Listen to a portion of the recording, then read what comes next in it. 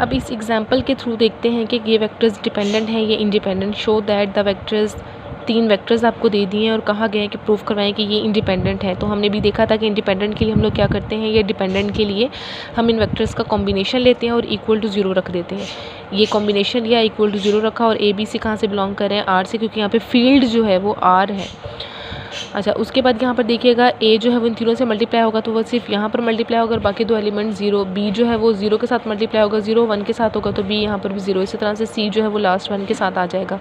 अब ये 3 टुपल्स हैं, ऐड हो रहे हैं, तो ऐड फर्स्ट में होंगे तो a + 0 + 0 a, 0 + b + 0 b, 0 + 0 + c = c, और यहाँ पे किसके इक्वल आ गया, 0 के इक्वल।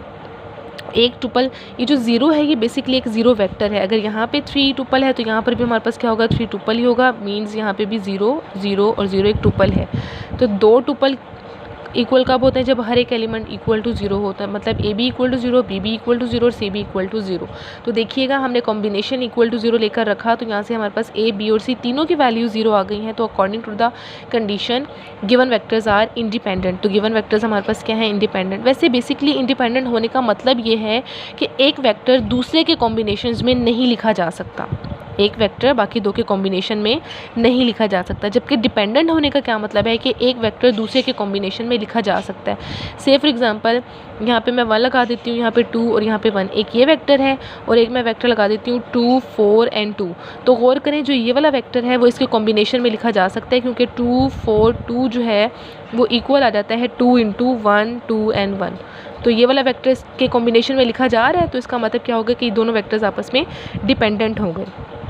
इसी तरह से नेक्स्ट एग्जांपल है कि ये वाले 3-4 वेक्टर्स दे दिए और कहा गया कि प्रूफ करवाएं ये डिपेंडेंट है ओवर आर है। तो इसका मतलब आपने इसका कॉम्बिनेशन लेके इक्वल टू 0 रखा, इसको सॉल्व किया, सॉल्व करवाने के बाद ये किसके इक्वल आ गई, ये 3 टुपल है जो इक्वल आ रहा है 0 के। तो इसका मतलब यहाँ पे भी क्या है, 3 टुपल ही है। तो हर एक एलिमेंट किसके इक्वल आ जाएगा, फिर 0 के। तो आपके पास 3 इक्वेशंस हैं, 3 इक्वेशंस को सॉल्व करके आपने a1 a2 a3 and a4 की वैल्यू को कैलकुलेट करना है।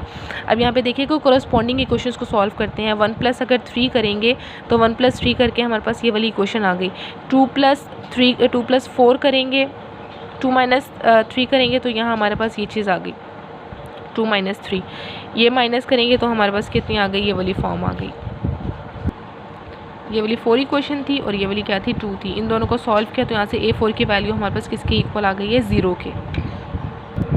उसके बाद जो a4 की वैल्यू है वो इक्वेशन 1 2 और 3 में पुट करेंगे तो वो 4 वाले जो एलिमेंट्स हैं वो 0 हो जाएंगे। मतलब a4 = 0 आया था ना, तो हमारे पास अब ये वाली इक्वेशन 5 6 और 7 आ गई। अब 3 इक्वेशंस हैं, 3 इक्वेशंस में से अभी हम क्या करेंगे कि 2 इक्वेशंस को लेके उनमें से फिर हम लोग ये वाला मेथड अप्लाई करेंगे। 2 इक्वेशंस आप लोगों ने उन्होंने ले ली 5th और 7। ये 5th और 7 को सॉल्व कर रहे हैं। 5th और 7 को सॉल्व करने का तरीका क्या होता था, ये वाला, जिससे हम नेम याद नहीं आ रहा इसका मेथड क्या होता था। इसके जो कोफिशिएंट्स है 3 - 1 4, 3 - 1 4, अगेन इसे लिखते थे 3 - 1 और 4। उसके बाद हम इसको सॉल्व कर रहे हैं -3 2 और -2, -3 2 और -2। इसको अगेन कैसे लिखते थे, यहाँ पर फर्स्ट वाली और लास्ट वाली को कट कर देते थे और फिर हम इस तरह से एरो बना लिया करते थे।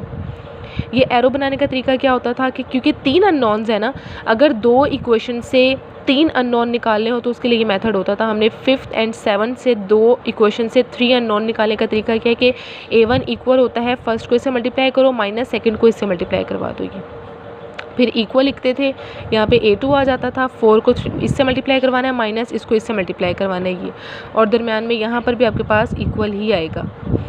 और फिर थर्ड पे कैसा होना है कि a3 डिवाइडेड बाय 3 - 2 3 × 2 माइनस -3 × -1, ये चीज़ आ गई। और इसको लेट कर लें कि किसके इक्वल है, k के इक्वल। यहाँ से a1 a2 और a3 की वैल्यू k की फॉर्म में आ जाती हैं। अब इन तीनों a1 a2 और a3 की वैल्यू को आपने किस में पुट करना है, इक्वेशन नंबर 5 में। इक्वेशन नंबर मतलब जो 2 इक्वेशंस को सॉल्व करवाने के बाद एक जो इक्वेशन रिमेनिंग रह जाती है, इनके वैल्यूज़ को आप उस इक्वेशन में पुट करते हैं।